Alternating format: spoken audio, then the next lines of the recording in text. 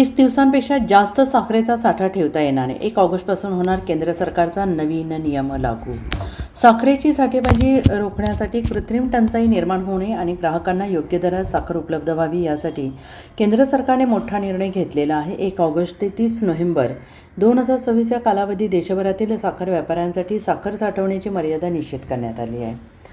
अलीकडील काळात साखरेच्या वाढत्या किमतीच्या पार्श्वभूमीवर ग्राहक व्यवहार आणि सार्वजनिक वितरण मंत्रालयाने हा निर्णय जाहीर केला आहे. या नव्या नियमानुसार घाऊक व्यापारी, किरकोळ विक्रेते तसेच मोठ्या मॉल्सना कमाल 4,000 क्विंटल साखरेचा साठा करता येणार आहे.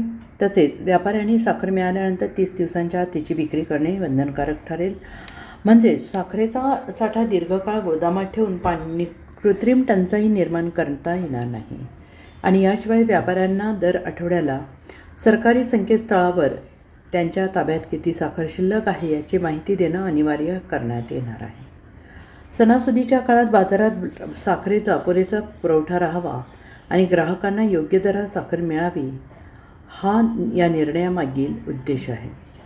आवश्यक वस्तू अधिनियम 1955 अंतर्गत जारी करण्यात आलेल्या या नियमांचे उल्लंघन करणाऱ्या व्यापाऱ्यांवर कठोर कारवाई केली जाणार आहे. अन्न विभागाचे अधिकारी गोदामांवर छापे टाकून 30 दिवसांपेक्षा जुना साखरेचा साठा जप्त करू शकतात. याशिवाय संबंधित व्यापाऱ्यांचा व्यवसाय परवाना आणि DAPD पोर्टलवरील नोंदणी रद्द केली जाऊ शकते. दोषी आढळल्यास मोठा दंड तसेच 3 ते 7 वर्षांपर्यंतच्या कारावासाची शिक्षा होऊ शकते. Bureau report SBN Marathi, Mumbai.